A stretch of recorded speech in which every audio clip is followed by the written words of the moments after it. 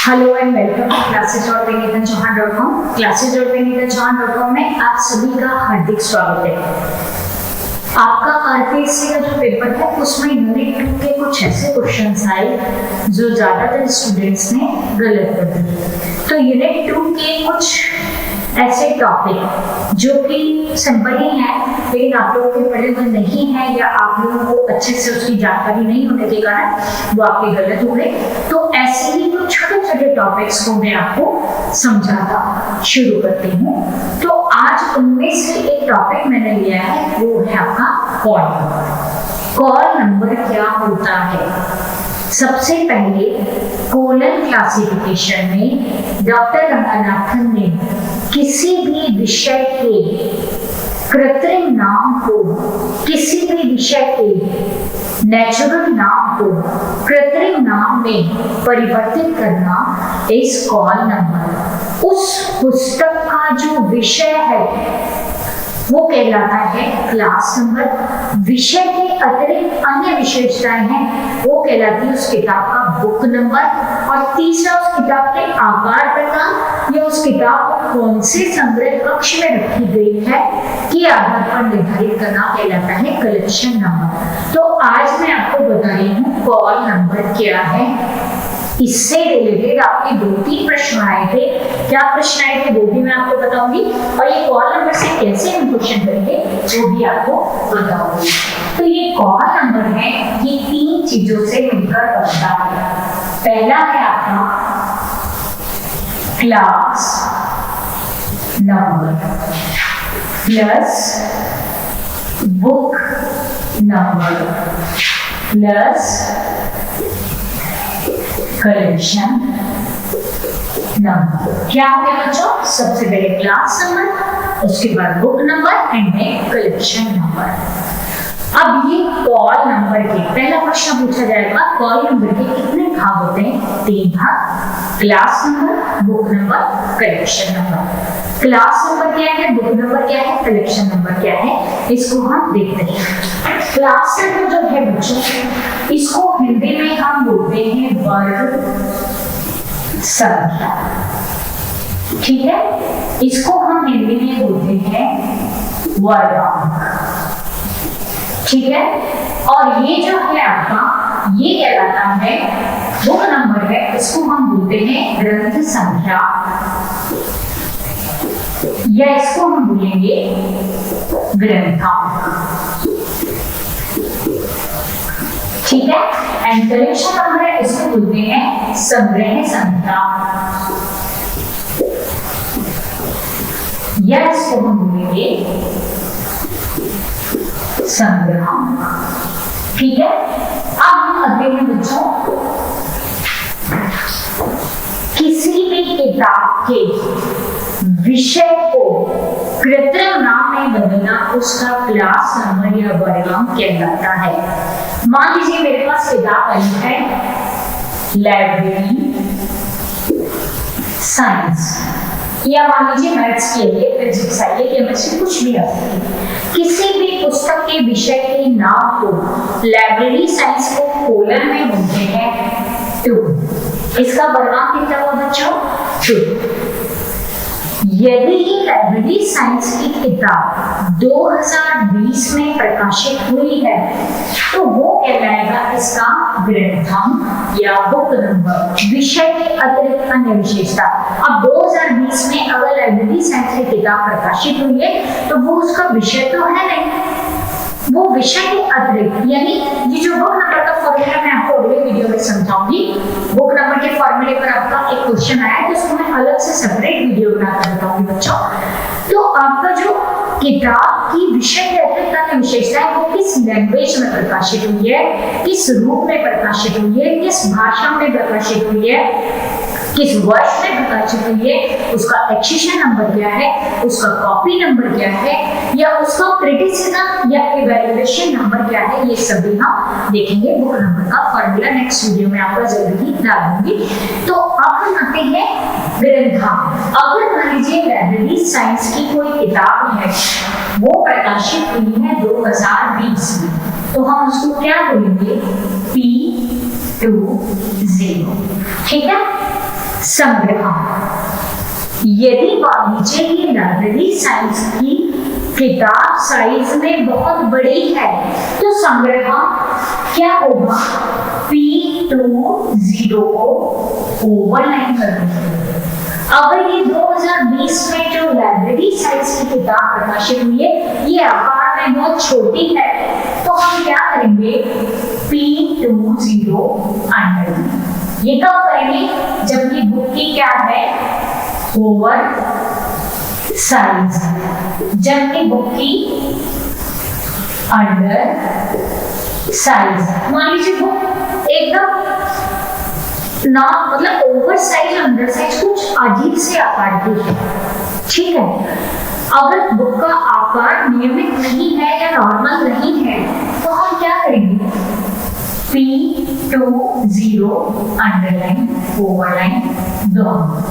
ये किसके लिए करते हैं, एबनॉर्मल साइज के लिए। मान लीजिए आपकी किताब ऐसी है तो ये नॉर्मल साइज है या आपकी किताब ऐसी है, तब हम ओवरलाइन अंडरलाइन दोनों करेंगे। अगर किताब कटी फटी है, जीर्णशीर्ण अवस्था में है तो हम क्या करेंगे,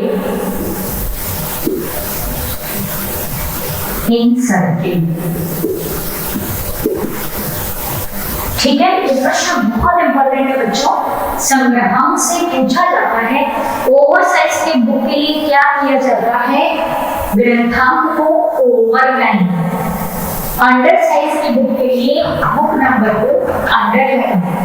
यदि किताब आपकी एबनॉर्मल है तो क्या करेंगे, ओवरलाइन एंड अंडरलाइन दोनों। और यदि किताब कटी फटी है तो हम क्या करेंगे, हम करेंगे फिर इंसर्टिंग या इसको सर्किल में कर देंगे। तो ये है हमारा संग्रह। ये जैसे आपका बुक नंबर का भी क्वेश्चन पूछा है, हो सकता है कि आपका RSSB में आपसे कलेक्शन नंबर का क्वेश्चन पूछ लिया जाए, तो इसको आप बहुत ध्यान से देखिए। कॉल नंबर में क्या चीजें हैं, क्लास नंबर है, बुक नंबर है, कलेक्शन नंबर है, तीन चीजें हैं, वर्गांक, ग्रंथांक, संग्रह, तीन चीजें हैं आपकी कॉल नंबर के अंतर्गत।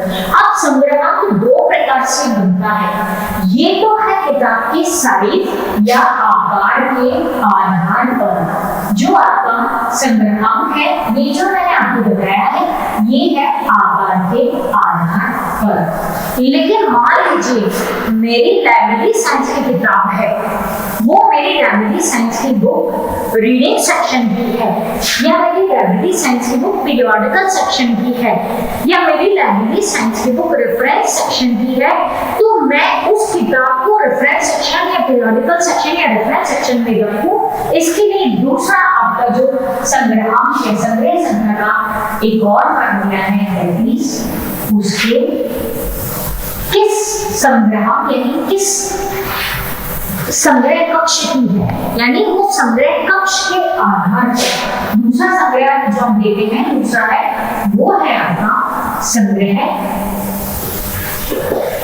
कक्ष के आधार पर,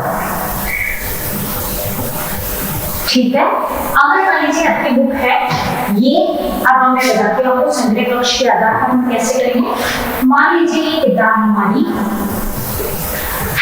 लाइब्रेरी साइंस की 2020 में प्रकाशित हुई है, तो ये क्या है आपका क्लास नंबर P20, ये क्या है आपका बुक नंबर। इन दोनों के बीच कितनी जगह छोड़ते हैं, ये भी आपसे प्रश्न पूछ लिया जाता है। क्लास नंबर और बुक नंबर के बीच कितने अक्षर की जगह छोड़ते हैं, 2 अक्षर की, ठीक है।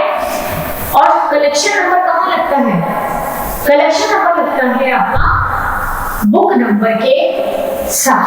अब देखो कलेक्शन नंबर, अगर मान लीजिए ये किताब है हमारी पीरियोडिकल सेक्शन की, तो हम क्या लिखेंगे PS। अब देखो बच्चों, जब लाइब्रेरियन होता है तो किताब के हम विषय को नहीं देखते, विषय के नाम को नहीं देखते, हम नंबर को देखते हैं। हमने 2 नंबर की किताबें सारी एक जगह कर, ठीक है। लाइब्रेरी साइंस की किताबें एक जगह कर ली, 2020 की किताबें अपने आप हमने 2020 की आप एक साथ में, और पीरियोडिकल सेक्शन की जो किताबें हैं लाइब्रेरी साइंस की, जो पत्रिका विभाग में जानी है, जो लाइब्रेरी साइंस के सामने प्रिपरेशन है, वो सीधे के सीधे जाएंगे आपके पीएस में। रीडिंग ग्रुप है वो रीडिंग सेक्शन में जाएंगे, और जो आपके रेफरेंस सेक्शन के हैं वो रेफरेंस सेक्शन में आपकी किताब अपने आप चली जाएगी संग्रह बख्श के आधार पर। तो कॉल नंबर किससे बनता है? Class number, book number, collection number. Call number क्या कहना चाहिए हमें? वर्गांक, ग्रंथांक, संग्रहांक। वर्गांक क्या है? किसी भी पुस्तक के विषय के नाम को नंबर में बदलना। ग्रंथांक क्या है? किसी भी पुस्तक के विषय के अतिरिक्त अन्य विशेषताओं को नंबर में बदलना। एंड संग्रहांक क्या? कलेक्शन नंबर है उस पुस्तक के आकार प्रकार के आधार पर या उसके संग्रह कक्ष के आधार पर उसको संग्रहित करना। तो ये है आपका संग्रह कक्ष। अब आपका एक प्रश्न आया था आरपीएससी सेकंड ग्रेड में कि जो आपकी सीएलए है क्लास इंडेक्स एंट्री, ठीक है बच्चों, पहले आपको पूछा था क्लास इंडेक्स एंट्री, ठीक है। क्लास इंडेक्स एंट्री किससे बनती है? ये प्रश्न आपको पूछा। हमेशा क्लास इंडेक्स एंट्री बनती है वर्ग संख्या से या वर्गांक से। तो इसका नंबर आंसर क्या था? Class number. इसका कोई ग्रंथांक या कॉल नंबर या कलेक्शन नंबर नहीं होगा, क्योंकि क्लास इंडेक्स एंट्री होती है जब हम मेन एंट्री को कॉल नंबर में बनाते हैं। मेन एंट्री को किससे बनाते हैं हम? कॉल नंबर में। और कॉल नंबर को किससे लिखा जाता है? हमेशा पेंसिल से। अब ये कॉल नंबर अगर मान लीजिए लाइब्रेरी साइंस की मेरी किताब 2020 में प्रकाशित हुई है, ओवर साइज है, ये आपको तो समझ सकते हैं, पर जो लाइब्रेरी साइंस का बच्चा है उसको नहीं समझ में आएगा what is the meaning of 2, what is the meaning of P20 and ये ओवरलाइन क्यों किया है? They can't understand. That's why class index entry बनती है लाइब्रेरी साइंस की किताब है। तो क्लास इंडेक्स एंट्री बताएगी कि ये दो नंबर इस और लाइब्रेरी साइंस। तो that's why class index entry कब हमेशा किससे बनती है? क्लास नंबर से। बुक नंबर का क्लास इंडेक्स एंट्री से कोई लेना देना नहीं होता। ये कैटलॉगिंग का पार्ट है, बट आपको ये पूछा गया था कि क्लास इंडेक्स एंट्री में किसका प्रयोग किया जाता है? वर्ग संख्या का, ठीक है। तो इस तरह के छोटे छोटे प्रश्न आपके आते रहते हैं बच्चों। अब मैं आपको जो नेक्स्ट टॉपिक पढ़ाऊंगी वो पढ़ाऊंगी बुक नंबर, जो आपका 2020 आरपीएससी सेकेंडरी 2 अगस्त के एग्जाम में पूछा गया था। तो संग्रहांक संख्या क्या है? विषय के अतिरिक्त कौन कौन सी विशेषताएं होती है जो कि बुक नंबर्स बनाती हैं? किससे बनता है? इनका फुल फॉर्म क्या है? उनका यूज क्या है? That is also important. तो वो नेक्स्ट मैं आपको बुक नंबर पर एक वीडियो बनाकर देती। चलिए स्टूडेंट इसको करिए। आप ये बिल्कुल ना सोचिए कि इम्पोर्टेंट नहीं है, क्योंकि सेकेंड ईयर से क्वेश्चन आ रहे हैं और बच्चे गलती कर रहे हैं। टाइम आइसोलेट का भी आप गलत करके आए। 1987 से 2019 या 2020 था, वो सब गलत करके रहे हैं ज्यादातर स्टूडेंट। तो अगर आप सेकेंड ईयर के सिंपल सिंपल क्वेश्चन तो हमें करने ही होंगे, ज्यादा टेक्निकल नहीं, बट सिंपल तो कुछ ऐसे इंपॉर्टेंट है जिनको मैं कोशिश करती हूँ कि आपको करवा दूँ, ठीक है बच्चों। और आप हमारे जो YouTube चैनल है classes.inf.Sc पे free of cost test series अभी वो टेस्ट सीरीज आप लीजिए। अभी हमारे कोर्स पे भी 50% डिस्काउंट चल रहा है, जिसमें कि paid test series is also free. Paid test series भी फ्री है, आपका 100+ आवर्स की वीडियो क्लास आपकी फ्री है। सारी यूनिट के बाद आपके नोट्स के पीडीएफ दिए गए हैं एंड हर यूनिट के बाद क्वेश्चन पेपर है, टेस्ट पेपर है। मतलब आप में मिला के जानिए कि लाइब्रेरी साइंस को बहुत आसानी से आप समझ सकते हैं। और बाकी तो बुक्स तो हैं, books are also available on my course, ठीक है बच्चों। चलिए इसको यहीं से हम समाप्त करते हैं। Thank you.